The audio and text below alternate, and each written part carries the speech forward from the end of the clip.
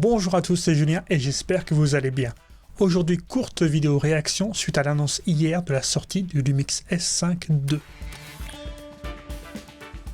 Alors non, je n'ai pas fait partie des invités au Japon pour mettre la main en avant-première sur ce boîtier. Cette vidéo n'est donc pas un test, mais vraiment plutôt mon avis en fait sur ce que j'ai pu lire ou voir sur ce S5 Mark II. Je ne vais donc pas vous donner toutes les spécificités techniques de ce nouveau boîtier, mais plutôt ce que je trouve intéressant, mais aussi mes déceptions. Et ça sera en fin de vidéo.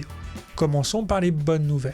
Tout d'abord, parlons ergonomie avec un boîtier un peu plus gros que le S5 sans être aussi imposant que le S1H. Cela semble encore améliorer la prise en main du boîtier. Par contre, à part le joystick, rien ne change. Et j'avoue que quand on regarde la concurrence, il y a quand même de bonnes idées à prendre, comme chez Sony par exemple, donc un petit peu déçu quand même. Pour finir avec l'ergonomie, enfin une vraie prise HDMI comme sur le GH5 et non du micro HDMI fragile comme sur le S5 premier du nom. Voilà, un très bon point pour moi. Parlons maintenant des résolutions avec la possibilité de filmer en 6K à 30 images secondes en interne. C'est vraiment assez dingue quand on y pense.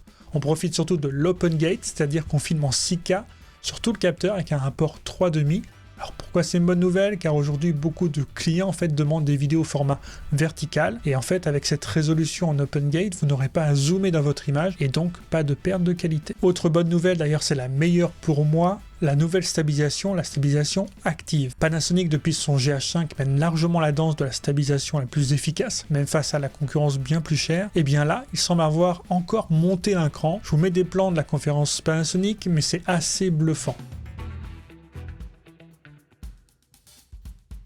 En tant que vidéaste pro, c'est un point très important car ça permet de se passer encore plus d'un gimbal, parfois trop embarrassant et encombrant pour certains plans. Hâte de le tester par moi-même car ça a l'air vraiment bluffant. Par contre, j'ai remarqué un petit plan pas terrible lors de la conf Lumix, donc à voir en test terrain. Enfin, le dernier point, celui qui a fait le plus parler de lui, sur lequel Panasonic a beaucoup insisté, il faut dire, c'est le nouvel autofocus à détection de phase. Alors oui, tout le monde attendait cela depuis longtemps, se demandait pourquoi Panasonic s'entêtait avec une technologie qui fonctionnait mais pas aussi bien que la concurrence. Donc voilà, c'est arrivé, on a enfin l'autofocus à détection de phase. Alors de ce que j'ai vu lors des différentes vidéos, ça change pas mal comparé au S5 classique.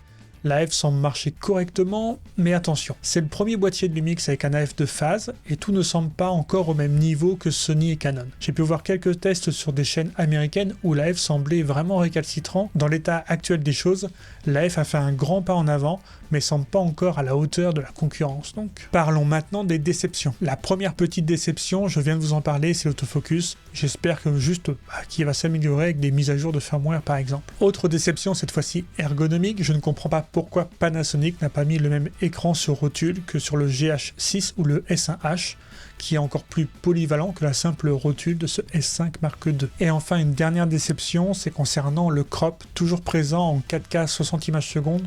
Je trouve ça vraiment dommage. Vous le savez sans doute, Panasonic a annoncé un autre S5 aujourd'hui, le S5 II X. C'est d'ailleurs vers celui-ci que je risque de me tourner. En effet, il semble encore un peu plus orienté vidéo, avec notamment 3 points importants pour moi. Tout d'abord, on va pouvoir en interne filmer au format ProRes en 4:2. J'ai pu filmer par le passé avec le Sigma FP et l'Atomos Ninja 5 en ProRes et ça vaut vraiment le coup, surtout si comme moi on édite sous Final Cut Pro. Ensuite, sur ce modèle, on accède à des débits d'enregistrement assez impressionnants, allant jusqu'à du 800 Mbps en 4:2 10 bits. Cela va permettre pas mal de choses en post-production. Enfin, le dernier gros point important pour moi, en fait, c'est la possibilité d'enregistrer sur un SSD externe, donc avec des débits plus rapides que des cartes SD classiques, mais surtout une plus grande capacité de stockage. Le point bonus de ce modèle, c'est son design noir mat que je suis curieux de voir en vrai. Voilà, c'était ma vidéo réaction à cette annonce. Le S5 qui est déjà un excellent boîtier, c'est-à-dire lui qui me filme en ce moment, il s'améliore encore avec une nouvelle version, même si tout n'est pas encore parfait pour le moment. La bonne nouvelle, c'est que ce boîtier a tout pour rencontrer un beau succès et ça permettra de mettre encore plus en valeur la monture L que partagent Lumix, Sigma, Leica et DJI maintenant. Et évidemment, dès que j'aurai la chance d'avoir le boîtier sous la main, je vous en ferai mon retour. D'ailleurs, en parlant de cela, dans quelques jours, à peu près une semaine, va sortir une vidéo sur mon retour concernant un boîtier d'une marque concurrente cette fois-ci et qui risque de faire pas mal d'ombre à mon S5. Je vous dis à bientôt